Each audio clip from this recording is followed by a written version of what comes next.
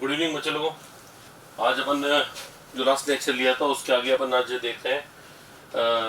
ये देखो ऑक्सिलेटो, ये मैंने मेरे ख्याल से बता दिया था। इसका स्ट्रक्चर ये था, 5 मेंबर रिंग बन रही थी, बाइडेंटेड लिगेंड है। बाइडेंटेड लिगेंड इसलिए क्योंकि दोनों लोम पेयर एक साथ डोनेट हो रहे हैं और एक साथ इसलिए हो रहे हैं क्योंकि रिंग जो बन रही है वो स्टेबल बन रही है।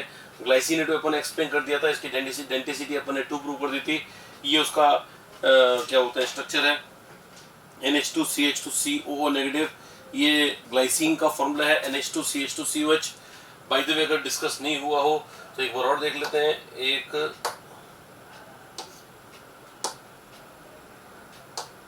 चलो, ग्लाइसिन होता है NH2CH2COOH, ये ग्लाइसिन है। लेकिन ग्लाइसिनेटो का मतलब होता है कि इसमें से यहाँ से H+ निकल चुका है और माइनस आ चुका है, ये ग्लाइसिनेटो है। यहाँ पर एक लोम पेयर है और यहाँ पर भी एक लोम पेयर है। मेटल अगर यहाँ रखा हुआ है और इसने लोम पेयर यहाँ दिया और लोम पेयर इसने यहाँ दिया और रिंग बन रही है 1 2 3 4 5 की रिंग स्टेबल है, मतलब ये दोनों लोम पेयर एक साथ डोनेट हो जाएंगे और इसलिए बाइडेंटेड लिगेंड हो गया है। तो कुल मिलाकर बात ही करते हैं अपन कि हाँ, तो ये तो अपन ने इसकी डेंसिटी 2 और डेंसिटी 2 लास्ट टर्म पे प्रूव कर दी थी। अब एक नया लिगेंड है, वो है डाइमिथाइल ग्लाइऑक्सीमेटो। डाइमिथाइल ग्लाइऑक्सीमेटो में हर वर्ड इंपॉर्टेंट होता है। डाई मिथाइल, फिर GLY इज ग्लाई ऑक्साइमेटो, ये सारे के सारे शब्द इंपॉर्टेंट है और कोशिश करें रटने के बजाय इन शब्द से इनको रूट वर्ड पकड़ के और फिर अपन स्ट्रक्चर तक पहुंचे, then you will feel good. क्योंकि आपको टेक्निकली आएगा तो ज़्यादा अच्छा रहेगा। रटने का ऑप्शन तो सबके पास होता ही होता है ना, लेकिन अगर उसको ढंग से समझे। देखो मैंने यहाँ पर क्या लिखा है, DMG माइनस का फुल फॉर्म लिखा है डाइमिथाइल ग्लाइऑक्सीमेटो। कुछ किताबों में DMG लिखा हुआ होता है तो DMG का फुल फॉर्म है डाइमिथाइल ग्लाइऑक्साइम। अब डाइमिथाइल ग्लाइऑक्साइम का स्ट्रक्चर ये बनाया मैंने। अब स्ट्रक्चर को बेटा ये आपका अगर वो है कि रटना है, क्योंकि सिमेट्रिकल स्ट्रक्चर आप रट भी सकते हैं, लेकिन मेरा ये कहना रहेगा कि आप समझ लेंगे तो आपको आगे के लिए अच्छा रहेगा। देखो वर्ड रूट वर्ड जो पकड़ो वो है ग्लाई। ग्लाई का मतलब 2 कार्बन, ऑर्गेनिक में जैसे ग्लाइकॉल बोलते हैं, है ना। तो ग्लाई जो वर्ड लगाते हैं जनरली वो 2 कार्बन को कॉरेस्पॉन्ड करता है, और ग्लाइकॉल मतलब दोनों पर OH। लेकिन ग्लाइऑक्साइम मतलब दोनों पर ऑक्साइम। अगर आप पूछेंगे सर ये ऑक्साइम क्या चीज है, तो ऑक्साइम अलग समझ लो, ये ग्रुप होता है डबल बॉन्ड NOH। अगर ऐसा ग्रुप लगा हुआ है तो वो है ऑक्साइम। अब ग्लाइऑक्साइम में मतलब दोनों कार्बन पर ऑक्साइम है। देखो दोनों कार्बन पर, जैसे ग्लाइकॉल में दोनों कार्बन पर OH है, तो ग्लाइऑक्साइम में दोनों कार्बन पर ऑक्साइम होगा, और ऑक्साइम ये ग्रुप है तो मैंने दोनों पे ऑक्साइम लगा दिया।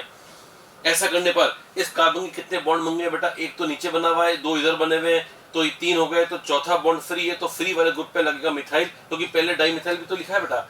तो डाइमिथाइल का मतलब 2 मिथाइल कहीं ना कहीं लगाने। अब लगाओगे कहाँ पे, जहाँ जगह बचेगी, और जगह कहाँ बचेगी, तो जगह यहाँ बचेगी, बिकॉज इस कार्बन में ऑक्साइम और ग्लाई वाले में 3 बॉन्ड क्या बोलते काम में आ चुके हैं, चौथा खाली पड़ा है, तो चौथा पे मिथाइल रख दिया अपन ने, ये किया काम यहाँ किया, तो डाइमिथाइल ग्लाइऑक्साइम बन चुका है। अब डाइमिथाइल ग्लाइऑक्साइम में से अगर अपन ने H+ निकाल लिया, एक H+ निकाल लिया, दोनों नहीं निकलेंगे, दोनों निकलेंगे तो आपस में रिपल्शन करेंगे, माइनस माइनस। एक H+ निकालो, एक H+ निकालते ही जो बनता है उसको बोलते हैं DMG माइनस, और नाम होता है डाइमिथाइल ग्लाइऑक्सीमेटो।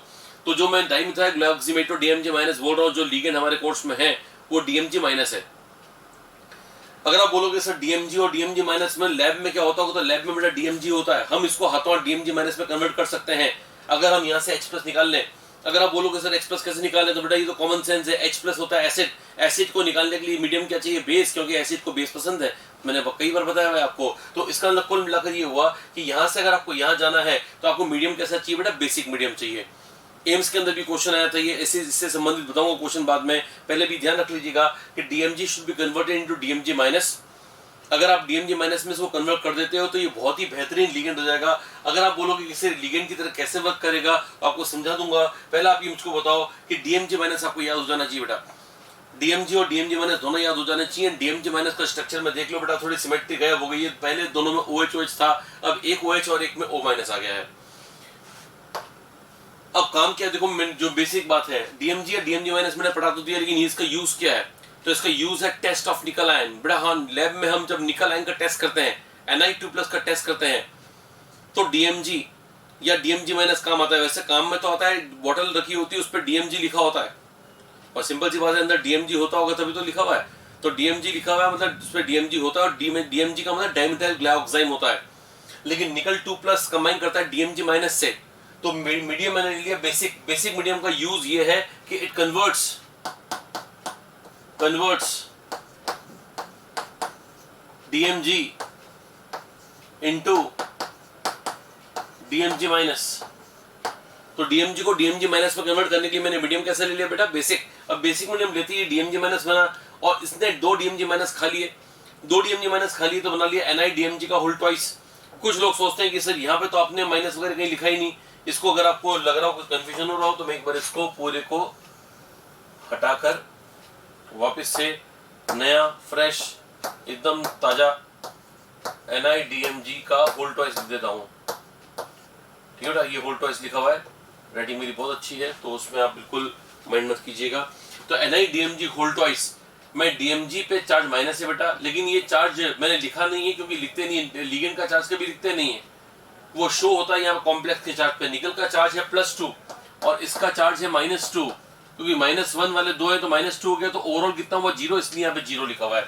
तो जब भी किसी कॉम्प्लेक्स पे 0 चार्ज लिखा हुआ है तो समझ जाओ मेटल और लिगेंड पर मिला के चार्ज 0 है। ये वाला कंपाउंड जैसे ही लैब में बनता है वैसे रोजी रेड प्रेसिपिटेट या चेरी रेड प्रेसिपिटेट आ जाता है। आपको ये रखना पड़ेगा, याद रखना पड़ेगा कि NiDMG होल ट्वाइस का प्रेसिपिटेट का रंग जो होता है वो रोजी रेड या चेरी रेड होता है। ठीक है ना, मतलब ये दिमाग से नहीं निकलना चाहिए कि ये रोजी रेड होता है। ऐसे ये लर्निंग ट्रिक भी है, दिमाग से नहीं निकलना चाहिए कि रोजी रेड होता है, दिमाग से नहीं निकलना चाहिए कि ये रोजी रेड होता है। इसका मतलब ये कि हम ऐसे भी याद कर सकते हैं इसको कि DMG की प्रेजेंस में निकल आयन का टेस्ट अगर होगा बेसिक मीडियम में तो रोजी रेड प्रेसिपिटेट या चेरी रेड प्रेसिपिटेट बनेगा। ठीक है ना, DMG को मैं याद करवा रहा हूँ, यह ट्रिक है दिमाग, Ni तो नहीं और रोजी रेड PPT तो है ही है, तो दिमाग से नहीं निकल जाए रोजी रेड प्रेसिपिटेट, ये अपने आप में एक लर्निंग ट्रिक हो गई है ना आप लोगों के लिए। तो इसमें कोई समस्या नहीं होनी चाहिए। अब लोगों को ये दिक्कत होती है कि सर NiDMG होल ट्वाइस हमने लिख तो लिया, ये बात तो ठीक है, इसका स्ट्रक्चर कैसा होता है? तो स्ट्रक्चर देखो मैं आपको अलग से समझा दे रहा हूँ। हाँ, अब मैं स्ट्रक्चर बना रहा हूँ बेटा NiDMG होल ट्वाइस का स्ट्रक्चर। मैं चाहता हूँ बेटा आप ये स्ट्रक्चर समझ के अपने आप बनाने की कोशिश जरूर करें। इसमें DMG माइनस है 2, तो 2 DMG माइनस में बना रहा हूँ C, single bond C, double bond N, double bond N, या मिथाइल यहाँ पर O माइनस बना लो और यहाँ पर OH बना लो। ठीक है ना, तो ये एक DMG माइनस हो गया। एक DMG माइनस इधर और लिख देते हैं अपन, C, single bond C, double bond N, double bond N, और यहाँ पे लिख देते हैं O माइनस और यहाँ पे लिख देते हैं OH, और यहाँ पे मिथाइल बना देते हैं और यहाँ पे मिथाइल। ये भी DMG माइनस हो गया, दोनों DMG माइनस तैयार हो गए बेटा। अब क्या रह गया निकल। निकल कौन सा है? तो जवाब है 2+, निकल का चार्ज है 2+, तो बीच में लिखता हूं निकल, इसका चार्ज 2+। लोन पेयर इस N के पास है, इस N के पास है, इसके पास है, इसके पास है, हालांकि O के पास भी है लेकिन O वाले को यूज नहीं करना है क्योंकि लेस EN वाला N है तो उसको यूज करना है। साथ में O पे माइनस है तो वो H बॉन्डिंग में काम आ जाएगा, यहाँ पर भी और यहाँ पर भी H बॉन्डिंग में काम आ जाएगा। इसको बोलते हैं सिमेट्रिकल H बॉन्डिंग। जहां मैंने आपको H बॉन्डिंग पढ़ाई थी वहां पर मैंने आपको बताया था सिमेट्रिकल अनसिमेट्रिकल क्या होता है। ये ध्यान रख लीजिएगा कि इसमें होने वाली H बॉन्डिंग सिमेट्रिकल है। इधर से ये लोन पेयर जब यहाँ से मिलेगा और ये लोन पेयर यहाँ से मिलेगा, ये लोन पेयर यहाँ से और ये लोन पेयर यहाँ से मिलेगा, सारे लोन पेयर इसको एक ही प्लेन में मिल जाएंगे, तो ये एकदम सिमेट्रिकल हो जाएगा और इस तरह से स्ट्रक्चर आ जाएगा। अभी इसका कुल मिला के 4 कोऑर्डिनेशन आ रहा है, एक तो यहाँ से आ रहा है, यहाँ से आ रहा है, यहाँ से आ रहा है, यहाँ से आ रहा है। इसका मतलब ये जो लिगेंड हो गया ये पॉलीडेंटेड लिगेंड की तरह वर्क कर रहा है। और साथ में रिंग्स जो बन रही है उनको काउंट करो बेटा, 1 2 3 4 5, ये 5 मेंबर की रिंग बन रही है। यहाँ पे यहाँ 5 लिख दिया मैंने। यहाँ देखो यहाँ पर 1 2 3 4 5 की रिंग यहाँ बन रही है, यहाँ बन रही है 1 2 3 4 5 6 की रिंग यहाँ बन रही है, 6 की रिंग यहाँ भी बनेगी। तो इसका मतलब ये स्ट्रक्चर हाईली सिमेट्रिकल है। और ये याद कर लीजिएगा कि NiDMG होल ट्वाइस के स्ट्रक्चर की खास बात ये है कि एकदम ये प्लेनर स्ट्रक्चर है, एकदम प्लेनर स्ट्रक्चर है, क्योंकि चारों बॉन्ड अगर प्लेनर नहीं होंगे तो ये H बॉन्ड बन ही नहीं पाएगा। भाई अगर आपके दिमाग में ये चल रहा है कि ऐसे भी तो हो सकता है कि 2 बॉन्ड ऐसे हो 2 ऐसे हो, तो बेटा फिर अगर ये इतना दूर पे हो गया तो H बॉन्डिंग बन ही नहीं पाएगी। तो इसका स्ट्रक्चर को स्टेबल रखने के लिए जरूरत है कि ये स्ट्रक्चर ऐसा हो, ऐसा स्ट्रक्चर होगा तो ये पूरा प्लेन में है। अगर ये प्लेन में है तो जो लोग ऑर्गेनिक पढ़े हैं और मालूम है प्लेन ऑफ सिमेट्री वगैरह, उनको मालूम होगा बेटा दुनिया में कोई प्लेनर चीज है, ये प्लेनर चीज है। मोबाइल नहीं दिखा रहा हूं मैं अपना, ठीक है ना, देख लो, अच्छा है, ठीक है ना, लेकिन बताने ये चाह रहा हूँ कि प्लेनर है तो उसको बीच में से काटोगे तो प्लेन ऑफ सिमेट्री इसमें आ जाएगी। ये मान के चलना पड़ेगा कि मोबाइल में जैसा ये है वैसे दोनों साइड अलाइक है, ठीक है ना, इसकी अलाइक नहीं है, लेकिन मान के चलते हैं प्लेनर ऑब्जेक्ट ये जैसे प्लेनर है तो इसको यूं काटेंगे तो प्लेन ऑफ सिमेट्री है, सैंडविच प्लेन आपने सुना होगा ना बेटा, तो इसका मतलब ये हो गया कि इसमें प्लेन ऑफ सिमेट्री है। और अगर इसमें प्लेन ऑफ सिमेट्री है तो मैं क्या करूं, मैं लिख दूंगा कि है प्लेन ऑफ सिमेट्री है, और जिसमें प्लेन ऑफ सिमेट्री होती है उसको बोलते हैं ऑप्टिकली इनएक्टिव, तो ये ऑप्टिकली इनएक्टिव है। कई सारी चीजें याद रखने की बेटा, पहले इसमें 2 5 मेंबर रिंग्स हैं, 2 6 मेंबर रिंग्स हैं, उससे ही पहले कि ये DMG-2 आपस में 2 DMG, कितने DMG-2 लिए मैंने, 2 DMG- लिए, और 2 DMG- आपस में चिपक गए बाय H बॉन्डिंग। कौन सी H बॉन्डिंग, तो आंसर है सिमेट्रिकल H बॉन्डिंग। इस सिमेट्रिकल H बॉन्डिंग से कितने लिगेंड्स आपस में जुड़ गए, तो आंसर है 2, तो 2 लिगेंड जुड़ने को क्या बोलेंगे, तो आंसर है डाइमर बनना। तो इसका मतलब DMG- ने क्या बनाया, डाइमर। तो आज के बाद ध्यान रखना, मैं जितने भी लिगेंड्स पढ़ाऊंगा बेटा मुझको खुद को भी ऐसा मालूम नहीं है, हो सकता है कोई हो, लेकिन मेरे को तो ऐसे याद नहीं कि इसके अलावा कोई दूसरा लिगेंड डाइमर बनाने की टेंडेंसी रखता है। तो ध्यान रखना कि सर ने अच्छी तरह याद करवाया कि DMG- is strong tendency to form dimer, और इस डाइमर का नाम है बिस, बाकी पूरा नाम वही कोई, मैंने DMG- का नाम क्या बताया, डाइमिथाइल ग्लाइकोक्सीमेटो, और डाइमर जो 2 मॉलिक्यूल चिपक चुके हैं तो बोलेंगे बिस डाइमिथाइल ग्लाइकोक्सीमेटो। इसका मतलब ये हो गया कि हो सकता है आपसे पूछ ले कि बताओ बिस डाइमिथाइल ग्लाइकोक्सीमेटो में कितने एन डोनेशन करेंगे, तो सामने दिख रहा है 4, 1 2 3 4, इसलिए ये टेट्राडेंटेट लिगेंड है। आपकी कॉपी में साफ साफ लिखा होना चाहिए बिस dimethyl ग्लाइकोक्सीमेटो is a tetradentate ligand. As you can see here clearly, it's proved to be a tetradentate ligand. There should be no doubt about this.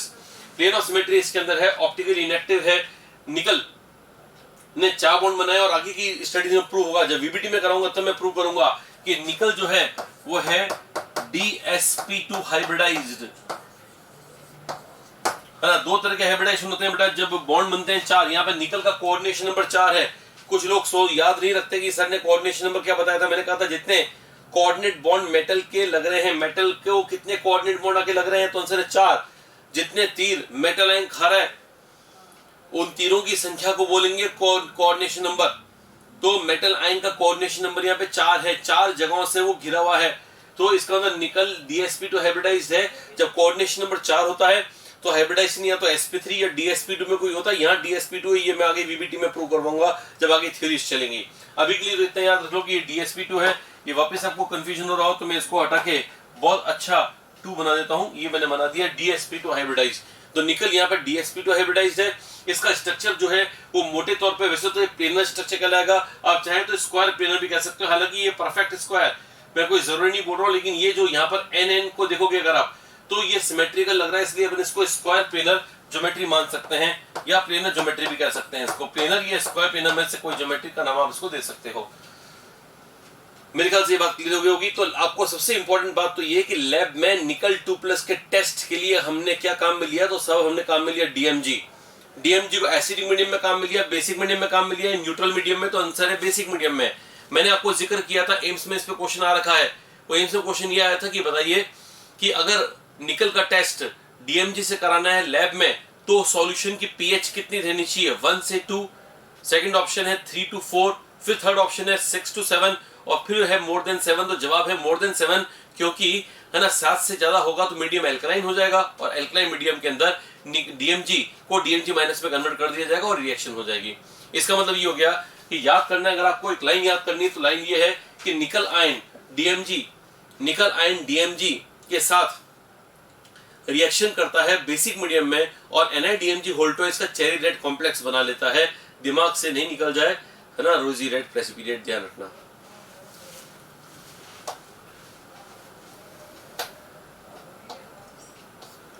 चलो, अपना DMG मैंने एक्सप्लेन हो चुका है। अब आता है अपना तीसरा यूज तो मैंने समझा दिया आपको। अब आता है अपना नेक्स्ट जो लिगेंड है वो है AC/AC-। एनसीईआरटी में नहीं है तो देयर आर लेस चांसेस कि इस पे क्वेश्चन पूछें, फिर भी मैंने बना दिया। AC/AC- का फुल फॉर्म है एसिटाइल एसीटोनेटो। एसिटाइल जो ग्रुप होता है बेटा वो ये वाला होता है CH3CO, ये होता है एसिटाइल। और एसीटोन जो वर्ड होता है बेटा वो बनता है इससे CH3CO CH3 से, CH3CO CH3, ये एसीटोन है और ये एसिटाइल, इन दोनों को चिपका दोगे तो ऐसा कुछ बनेगा, एसिटाइल और ये एसीटोन। लेकिन आपको इसमें पीछे माइनस भी लगाना है क्योंकि AC से माइनस बनाना है, तो यहां से H निकाल दो। यहाँ से एक्स प्लस निकालोगे, क्योंकि यहाँ से एक्स प्लस निकालने पर जो माइनस आएगा वो दोनों जगह रेजोनेंस कर रहा है तो स्टेबल हो जाएगा। तो ये AC माइनस का स्ट्रक्चर है। अगर आप बोलोगे सर AC माइनस में डोनर एटम कौन होगा, तो आंसर है दोनों ऑक्सीजन, क्योंकि ये माइनस चार्ज C से ज्यादा स्टेबल O पर है, तो ये माइनस चार्ज यहाँ इस O पर भी जाएगा, पार्शियली यहाँ पर भी जाएगा।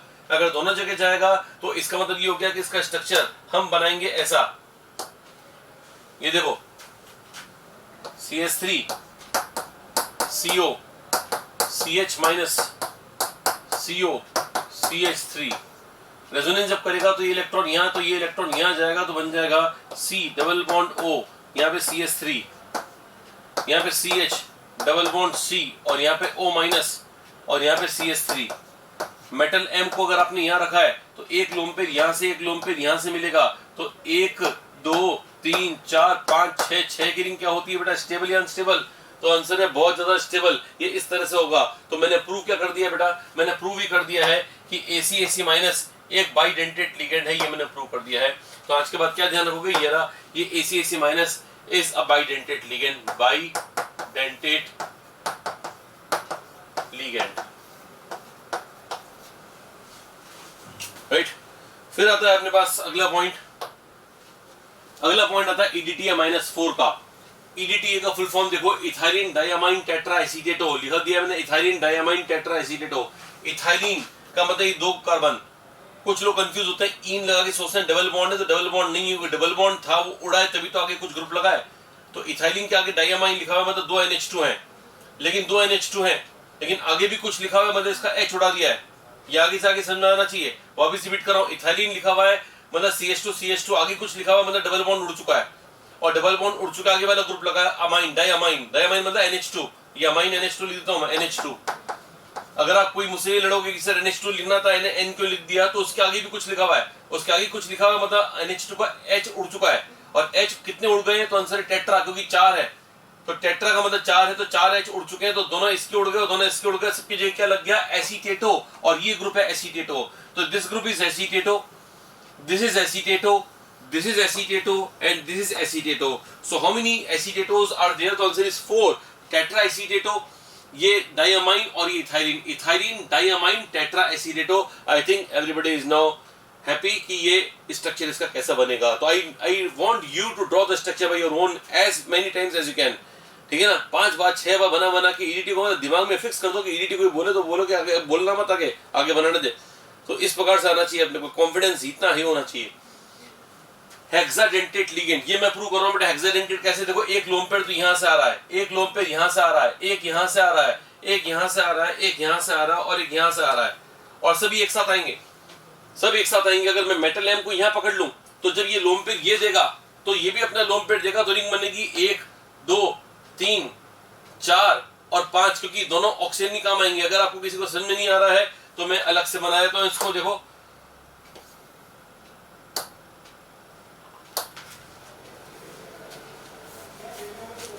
अलग से देख लो, दूसरा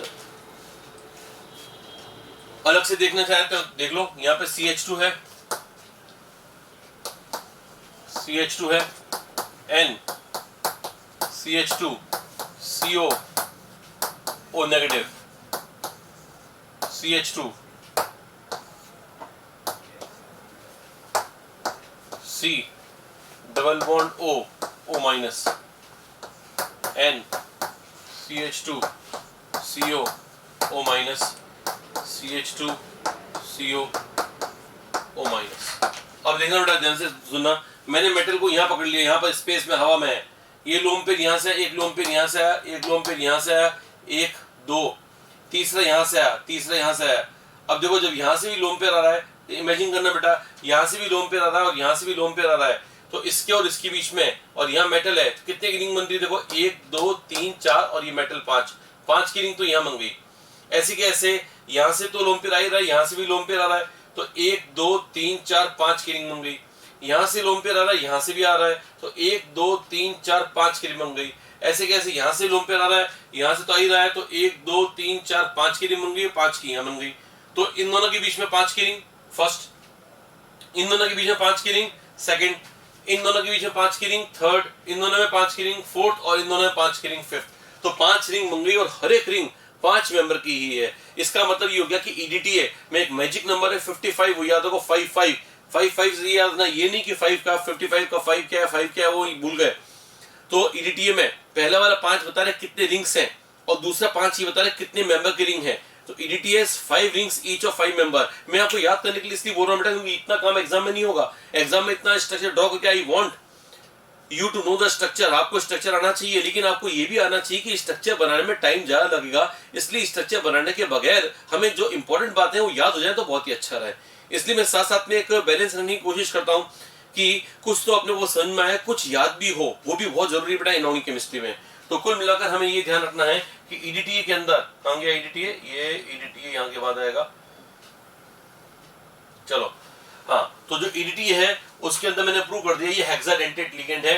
एक मैंने और प्रूव कर दिया कि MEDTA जब इसमें मेटल चिपक जाएगा तो जो कॉम्प्लेक्स बनेगा उसमें 5 रिंग्स ईच ऑफ 5 मेंबर।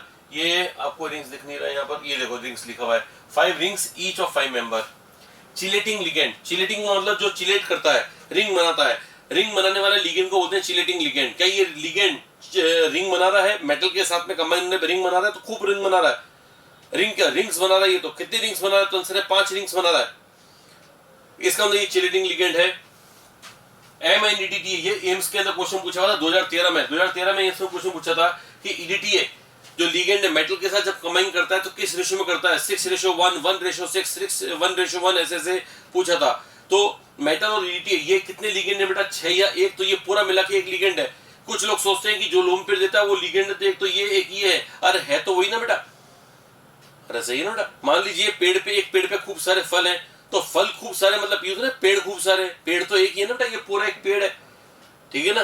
तो ये जो फल लग रहे हैं वो तो ग्रुप है, लेकिन ये पूरा मिलाकर एक लिगेंड कहलाएगा। तो इसका मतलब ये हो गया कि ये एक ऐसा लिगेंड है ना, जो एक से ज्यादा लोन पेड़ देने के कारण मेटल से कंबाइन करता है, तो ये पूरा की पूरा एक ही लिगेंड होता है। ये 6 लिगेंड नहीं है बेटा, ये 6 के बराबर है, लेकिन है एक लिगेंड। तो अगर ये मेटल से कंबाइन करेगा तो मेटल तो हमेशा एक ही जुड़ता है, और लिगेंड भी इस बार एक ही जुड़ रहा है। इसका मतलब ये मेटल और लिगेंड 1:1 कंबाइन करते हैं। जनरली आपको बहुत कम मिलेगा ऐसे कि 1:1 कंबाइन करें। अच्छा, एक और सवाल ये है कि जो मेटल यहाँ पर बीच में इन सबसे बॉन्ड बना रहा होगा, वो मेटल बॉन्ड कितने बना रहा है, तो आंसर है 6। और मैंने अभी कुछ देर पहले बताया था मेटल M का कोऑर्डिनेशन नंबर 6 होता है। अगर वो 6 कोऑर्डिनेट बॉन्ड 6 तीर अपने ऊपर खा रहा है तो कोऑर्डिनेशन नंबर 6 है। मतलब MEDTA के बारे में कोई पूछ ले कि what is the coordination number of MEDTA, तो ऐसे नहीं कि सर आपने तो 55 याद करवाया था, हमने तो 5 लिख दिया। तो क्वेश्चन क्या पूछ रहा है ये तो बताओगे ना। वो क्वेश्चन पूछ कुछ और रहा है और आप लिख कुछ और रहे हो, तो सिंपल सी बात है नंबर भी आपको कुछ और ही मिलेंगे। तो इसका मतलब ये हो गया कि MEDTA में जो M है उसका कोऑर्डिनेशन नंबर 6 है। MEDTA combines in ratio 1:1, वो तो ठीक है। MEDTA is optically active due to absence of plane of symmetry। बेटा ये जो मॉलिक्यूल है इसमें खूब सारे प्लेन, और जब इसको पूरा डायग्राम ड्रॉ करोगे, जब मैं इसका आगे ऑप्टिकल आइसोमेरिज्म वगैरह करवाऊंगा, तब ये प्रूव हो जाएगा कि ये वाले कॉम्प्लेक्स में जब ये कॉम्प्लेक्स मेटल एम के साथ जुड़ेगा तो इसमें कोई सिमेट्री नहीं आएगी। यानी ऐसा नहीं कि आप इसको काट के 2 बराबर भागों में काट सकते हो, नहीं आएगा। अभी आपको हो सकता है क्लियर नहीं हो, और जिसको क्लियर हो रहा है वेल एंड गुड, कोई दिक्कत वाली बात नहीं है। अभी ये क्लियर नहीं होगा after the attachment of M over here. M की यहाँ पर अटैच होने के बाद भी 2 बराबर भागों में कट नहीं पाएगा। ज्योमेट्रिकली सोचना, स्टीरियोकेमिकली सोचना, 3 डायमेंशन में, ये 2 डायमेंशन में यहाँ सोचोगे तो वो ठीक है काट दोगे, तो 3D में सोचोगे तो ये नहीं कटेगा। इसका मतलब ये कि इसमें प्लेन ऑफ सिमेट्री नहीं है, और आप शायद जानते हैं जिसमें प्लेन ऑफ सिमेट्री नहीं होता है वो ऑप्टिकली एक्टिव होता है। तो EDTA कैसे कॉम्प्लेक्स बनाता है, तो जवाब है ऑप्टिकली एक्टिव कॉम्प्लेक्स बनाता है। Estimation of hardness possible by EDTA। अगर आप बोलोगे सर हार्डनेस क्या है, तो आप सब जानते हैं hardness is a calcium ion magnesium ion. Calcium ion और मैग्नीशियम आयन इन दोनों के साथ EDTA कंबाइन कर सकता है। इसका मतलब इन दोनों को एस्टिमेट कर सकता है ये, और इन दोनों का एस्टिमेट करता है तो हार्डनेस के काम आएगा, ये नापने के काम आएगा। EDTA कैल्शियम मैग्नीशियम के साथ क्यों कंबाइन कर सकता है, बिकॉज ये क्या है कि अकेला ही 6 के बराबर है, और इसको चिलेशन करना बहुत ही पसंद है। और आप जानते हैं चिलेटेड कॉम्प्लेक्स जब बहुत स्टेबल होते हैं, जब रिंग बन जाती है तो स्टेबल हो जाता है। तो ये जब चिलेशन करेगा इनके साथ तो कॉम्प्लेक्स हाईली स्टेबल बनेगा। इसका मतलब ये कि कैल्शियम मैग्नीशियम ब्लॉक है S ब्लॉक, और मैंने कहा था आपको ये कॉम्प्लेक्स बनाने की प्रॉपर्टी मेनली D ब्लॉक की होती है। S ब्लॉक के होते हुए भी कॉम्प्लेक्स बना लेते हैं EDTA के साथ में। इसलिए कैल्शियम मैग्नीशियम को जब भी ट्रेस करना होता है कैल्शियम मैग्नीशियम को जब भी ढूंढना होता है हम ईडीटी को भेजते हैं कि जा तू ढूंढ के आ। सिंपल सी बात है ना। अगर जो ईडीटी जो ये इंटरेक्शन करेंगे उन्हीं को तो ढूंढने के लिए भेजेंगे। अगर मान लीजिए इसके साथ में कोई रिएक्शन नहीं होती तो हम ढूंढने के लिए थोड़े भेजते हैं इसको। तो ईडीटी का काम होता है कैल्शियम मैग्नीशियम को ट्रेस करना, उनको आइडेंटिफाई करना और उनको ये पता लगाना कितना अमाउंट है, यानी एस्टिमेशन ऑफ हार्डनेस के लिए ईडीटी काम में आता है। कैल्शियम ईडीटी, ये देखो कैल्शियम ईडीटी का यूज, कैल्शियम ईडीटी का यूज ये है कि जब ये बॉडी में जाता है, बॉडी में अगर लेड फैला हुआ है, लेड की वजह से इंसान को बंदूक की गोली लग गई तो शरीर में लेड फैलने लगा। ये वाला लेड घातक है। ये वाला लेड सराउंडेड नहीं है, कॉम्प्लेक्स नहीं है। कॉम्प्लेक्स तो बाद में बना, अभी तो ये फ्री लेड है। फ्री लेड बॉडी में बहुत डेंजरस होता है, कहीं भी कुछ बेकार है ना काम कर सकता है फ्री लेड। इसलिए फ्री लेड को हटाना जरूरी होता है। तो हमने इंजेक्शन दिया कैल्शियम ईडीटी का। कैल्शियम ईडीटी का ईडीटी जाके लेड में चिपक गया और बन गया लेड ईडीटी और इसको लेस इफेक्टिव कर दिया, इसको लेस डेंजरस कर दिया। जो लेड हमारी बॉडी में पहले डेंजरस था अब कॉम्प्लेक्स बनने के बाद डेंजरस नहीं रहा। अब धीरे धीरे बॉडी से निकलता रहेगा एक्सक्रीशन के प्रोसेस के थ्रू। जब तक नहीं भी निकलेगा तब तक भी कोई ज्यादा खतरे वाली बात नहीं, क्योंकि आपने लेड के जो जहरीला प्रभाव था उसको आपने हटा लिया। ये लेड जहरीला है, ये लेड टॉक्सिक है, ये लेड डेंजरस है, ये लेड पॉइजनस है, लेकिन ये लेड पॉइजनस नहीं है because it is complexed. Calcium ion free हो गया। अगर बॉडी में कैल्शियम आयन फ्री भी हो जाता है तो कोई दिक्कत वाली बात नहीं है। थोड़ा बहुत कैल्शियम लेवल अगर बॉडी का बढ़ भी गया तो बहुत घातक समस्या नहीं होगी। इसका मतलब ये हो गया कि लेड आयन को हटाने के लिए हम कैल्शियम ईडीटी काम में लेते हैं। मतलब इस पूरी रिएक्शन से हम समझे क्या ज्यादा स्टेबल कौन है, लेड ईडीटी या कैल्शियम ईडीटी है? तो हमारा जवाब है लेड ईडीटी, क्योंकि अगर कैल्शियम ईडीटी स्टेबल होता है ना तो ये डिकम्पोज ही नहीं होता। देखो कैल्शियम ईडीटी टूट रहा है तभी तो ये बन रहा है। इसका मतलब अपने आप समझ जाओ, इसका बन रहा है और ये टूट रहा है। इसका मतलब ये हो गया कि जो बनने वाला टूटने वाले से स्टेबल होगा तभी तो बन रहा होगा। इसका मतलब हो गया कि इस पूरी रिएक्शन में क्वेश्चन आपसे ये पूछ सकते हैं which of the following compounds can be used as injection for treatment of lead poisoning. तो आंसर जाएगा कैल्शियम ईडीटी है। क्वेश्चन ये भी आ सकता है which of the following is more stable, calcium EDT है, लेड ईडीटी है, बोथ नन, दोनों की स्टेबिलिटी बराबर है? नहीं। तो जवाब है लेड ईडीटी की स्टेबिलिटी ज्यादा है कैल्शियम ईडीटी की तुलना में। चलो ये तो मैंने आपको समझाई दिया सारा की सारा। तो आज का लेक्चर में अपन ने क्या बोलते हैं जो इम्पोर्टेंट, जैसे मैंने कहा था आपको लास्ट लेक्चर में कि आपको आज मैं इम्पोर्टेंट चीज बताऊंगा, मैंने बता दी है। और इसके बाद में अपन डिस्कस करेंगे नेक्स्ट टर्न पे अपन डिस्कस करेंगे न्यूट्रल लिगेंड्स, कैटायनिक लिगेंड्स। वो डिस्कस करने के बाद फिर अपन आ जाएंगे डेंटिसिटी पर और एक बहुत जोरदार टॉपिक पढ़ाऊंगा बेटा, वो है synergic bonding. This is all for the next turn. Thank you for today.